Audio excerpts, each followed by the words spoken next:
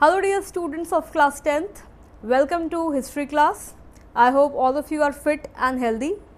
Students, in this video I shall be continuing with the second chapter from your history book, that is Nationalism in India.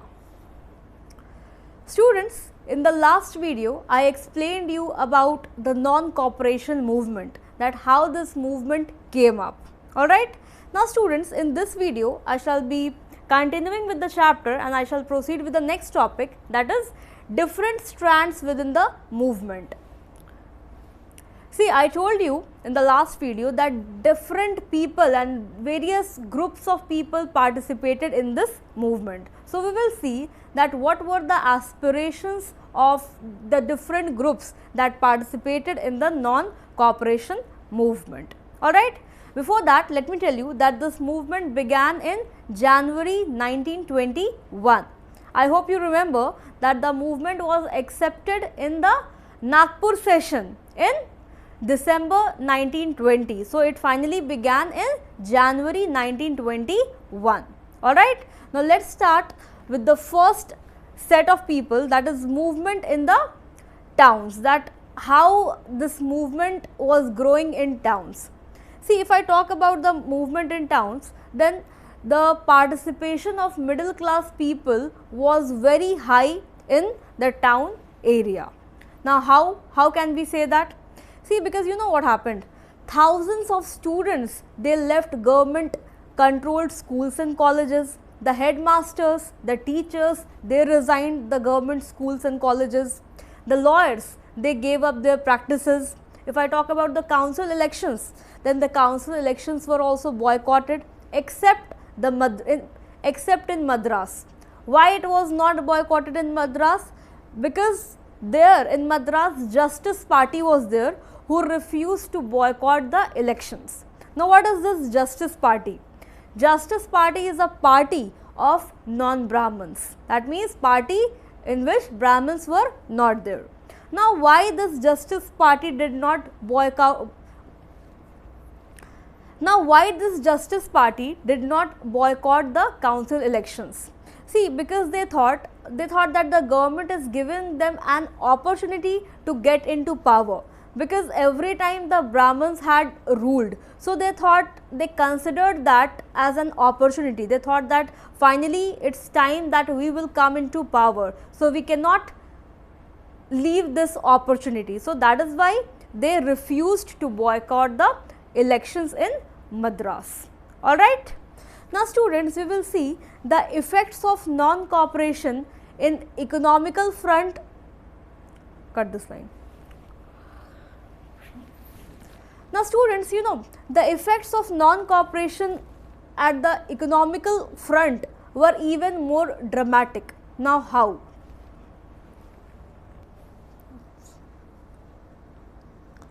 See how this was even more dramatic. See, the foreign goods were totally boycotted. The liquor shops, they were also boycotted. You know, the foreign clothes, they were burnt in huge bonfires. The import of foreign clothes, they were halved between the year 1921 and the year 1922, because people had boycotted the foreign clothes. They had burnt all their foreign clothes. And you know, people began discarding the foreign clothes and Indian clothes, that means the clothes made up of khadi, they were encouraged, and this resulted in the production of Indian textile mill. That means the handloom and the Indian textile mill. This means that see, because of this, the production of Indian textile mill and handloom went up. So, these were the consequences of non-cooperation movement in the towns, in the cities. Now, students, we will see the limitation of non-cooperation movement in towns, that what were the limitations. See, as I told you that the foreign clothes, they were burnt in bonfire. They were completely discarded. People had refused to wear those foreign clothes, and people shifted from foreign clothes to khadi clothes. But let me tell you that khadi clothes were more expensive than the mass produced mill clothes, and since the khadi was very expensive, it was very difficult for the poor to afford khadi made clothes. Alright.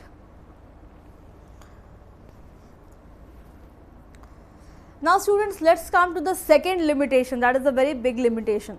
As I told you that the students, the teachers, the headmasters, they left the government colleges and schools. But you know, boycotting of British institutions posed a problem. Now what was the problem? Definitely they have left the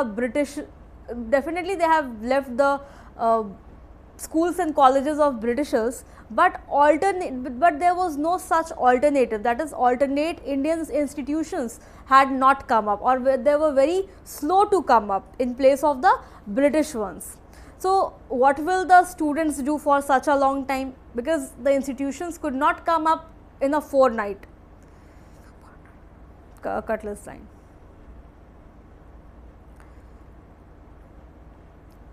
Now students, since the students have left the institutions, the colleges and schools, now what will they do? Because the Indian institutions could not start in an overnight, so it needed time. So what happened? Since the process was very slow, so the students and teachers, they again went back, because they have to do something or the other. Students cannot sit back at home for a very long time. Teachers, headmasters, they have to do some work, because if they will not work, how the money will come? So ultimately they were going back to the British institutions. So these two are the important limitations of non-cooperation movement in the cities and towns. Now students, we will see rebellion in the countryside, that means rebellion in the village side. That means how the rebellion shifted from towns to the villages.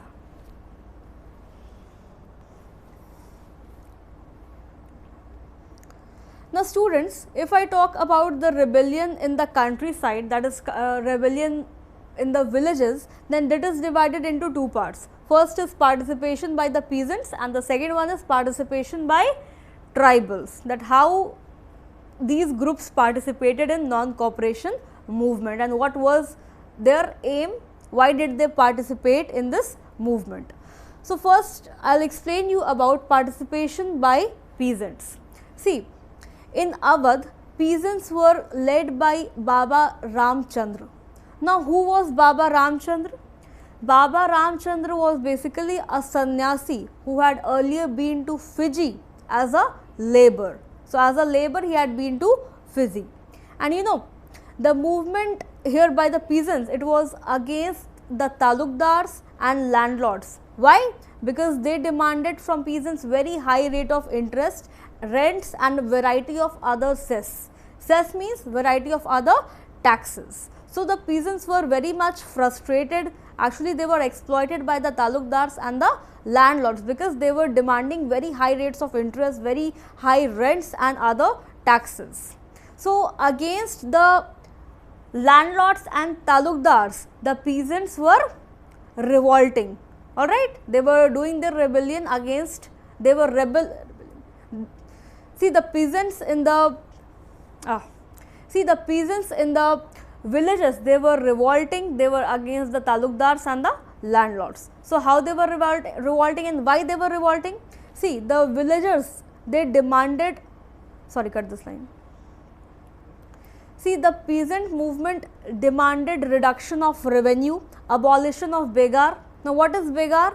Begar means forced labor. Some people were forced to do work, forced to do labor. So that was they demanded that this should be abolished. Then they also demanded social boycott of oppressive landlords. Alright, that means the landlords should not exploit or humiliate the peasants by demanding high rates of interest, rates and other taxes.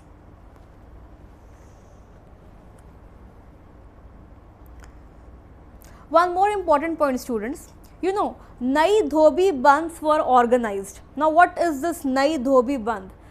According to this, the landlords should be deprived of the basic services. For example, the service of washerman, the service of tailor, and any basic service.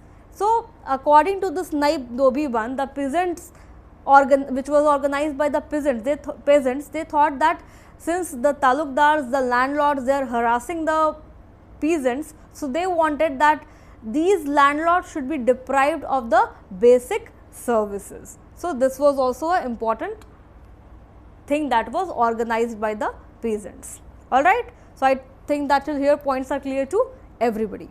Now, students, let me explain you about the role of Congress and peasant participation, how Congress was also involved, what was the role of Congress in favor of the peasants. Now, students, you know, in the year 1920, Jawaharlal Nehru began touring around villages. That means he went to several villages in order to have a tour. Why he went? In order to have fun? No, he didn't go in order to have fun.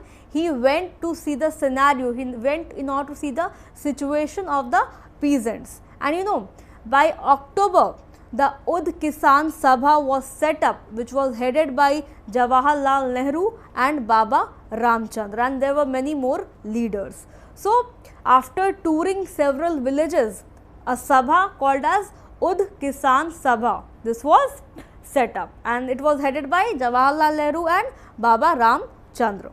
And you know, within a month, over 300 branches of this Sabha had been set up in the villages around the region. That means so many branches were set up. And you know, the effort of Congress was to integrate peasant struggle into a wider struggle. Why the Congress was involved in this? Because the Congress wanted everybody's support in order to become strong. Why become strong? Become strong so that they could fight against the Britishers and help in getting Purn Swaraj. Alright, so I hope till here points are clear to everybody. Now, students, we have seen about the participation of peasants. Now, we will see the limitations of peasant participation in non-cooperation movement. What was the limitations? What was the limitations of this?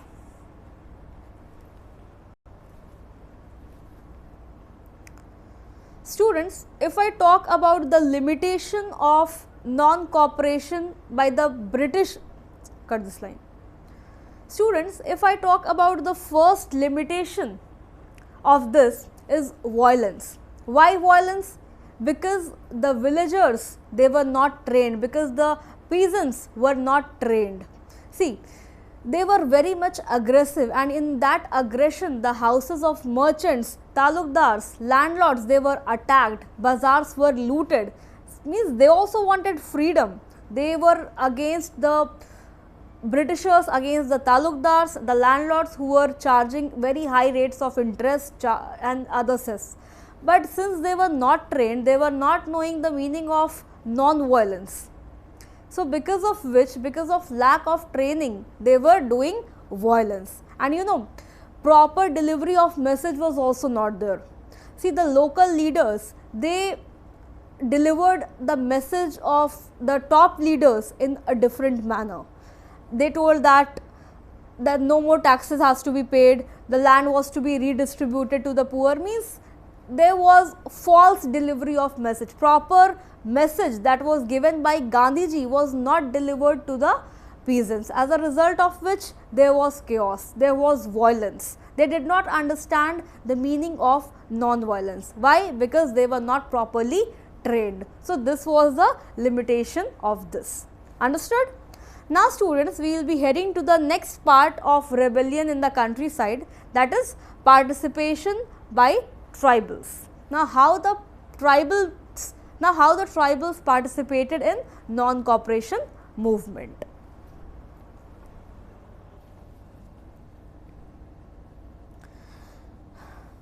Now, students, let's come to the second part, that is participation by tribals.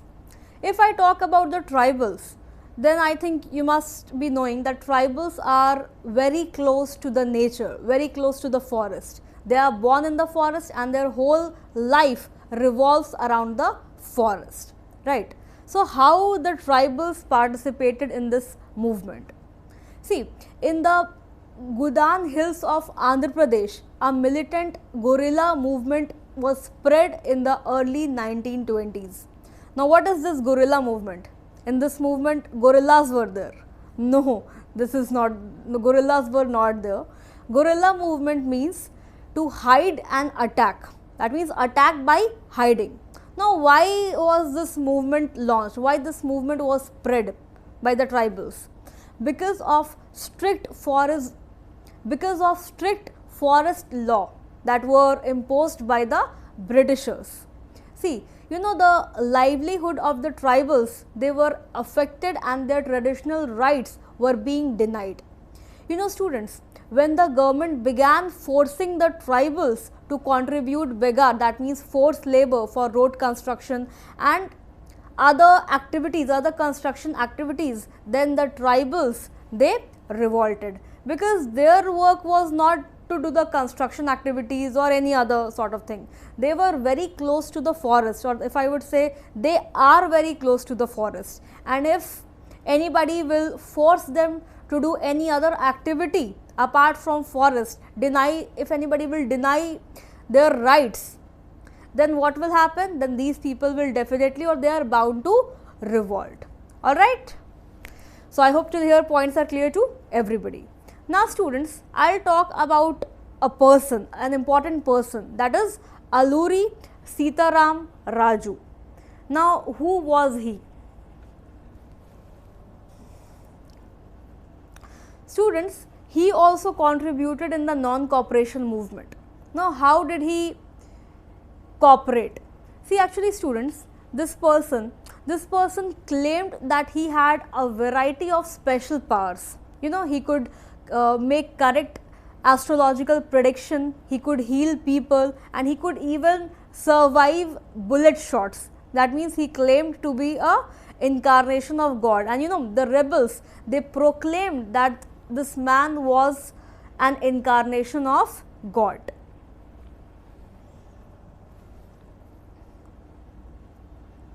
You know, students, this person persuaded people to wear khadi clothes, give up drinking. He also talked about the greatness of Gandhiji. But, you know, according to him, Indians could be liberated only by the use of force, that is non-violence.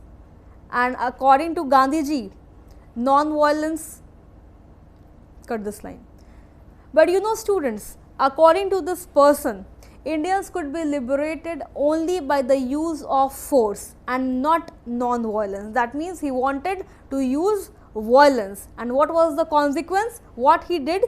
You know, he attacked police stations and he attempted to kill British officers. And you know, in the year 1924, he was captured and executed. And over time, he became a folk hero. So, this is all about Alluri Sitaram Raju. So, I hope till here points are clear to everybody. So, I hope you understood about the participation by the tribals, that why the tribals revolted against the Britishers, because very strict forest laws were there. They were denied to enter forest, they were forced to do begar, they were forced to engage in construction activities like construction of roads, buildings, etc. That means they were completely denied of their basic rights, because they are actually people who are in and around the forest, and there were strict laws for them not to enter forest. So, that is why they revolted. So, I hope this part is clear to everybody. Now, students, in the next video, I shall be explaining you about Swaraj in the plantations. That means how the plantation workers participated in this movement, that is non-cooperation movement. Till then, thank you so much. Stay safe and stay connected. Thank you.